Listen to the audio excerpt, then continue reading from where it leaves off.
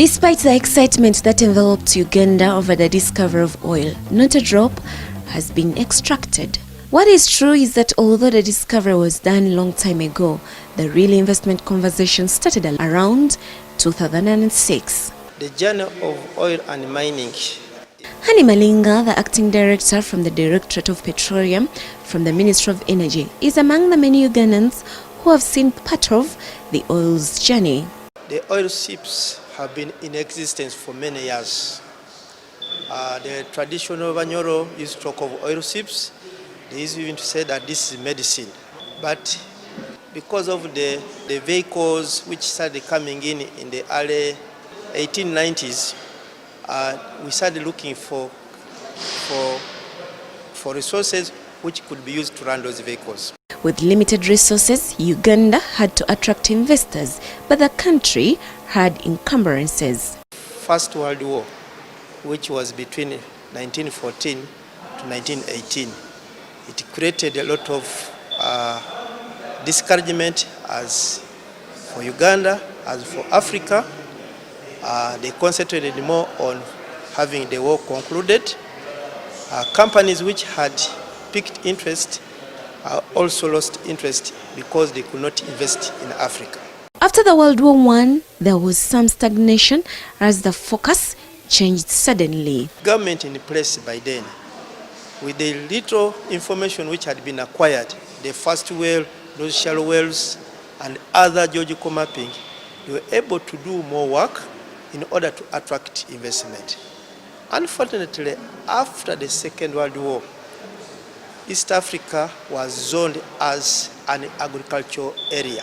When the files of Tito Okello were kicked out, the new NRA regime had the eyes on oil, among other sectors, for revival. When they spent money on that, we were able to do what we call the first aeromagnetic survey. That first aeromagnetic survey enabled us identify the sub-basins within the Albertine Graben. It was like a beginning from scratch, from building capacity to local content and a new policy regime. It is an agreement where we tell a joint venture, you invest. Whatever you have invested, when we start producing, you recover. But if you don't make a discovery, if you don't produce, we just tell you bye, we meet in another place. So that production agreement is good for countries like Uganda. In 1990, cooperation agreement between Uganda and DRC for a joint exploration and development of common fields was signed. And in 1991, formation of Petroleum Exploration Production Department was also set up to carry out ground geological and geophysical surveys.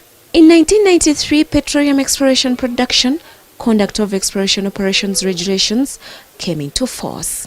The year 1997 saw the licensing of Exploration Area 3, Semeriki Basin, to Heritage Oil and Gas Limited. And in 2006, Hardman Petroleum, now Tullow, made the first commercial discovery well in Kayosi, Tonya area. There is merger and acquisition. So you find companies coming together, others are being bought off.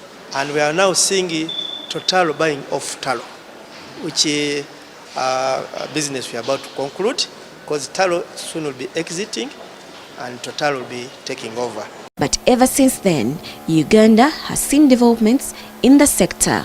We are putting roads, transport equipment. We are putting an airport for purpose in Hoima for purpose of quick delivery of the required personnel and equipment. We are also promoting a refinery development. In case if we get our production, we should be able to refine products so that we bring it to the market. We are also planning to put a crude export pipeline which is going to move from Hoima to Tanga in Tanzania. But to understand this journey, the Chamber of Mines and Petroleum came up with 90 days of oil and mining to publicize it. This 90 days is specifically for bringing it to the public, to make the public aware what's happening in both the petroleum subsector and the mineral subsector. Nabakoza Lydia, NBS, live at 9.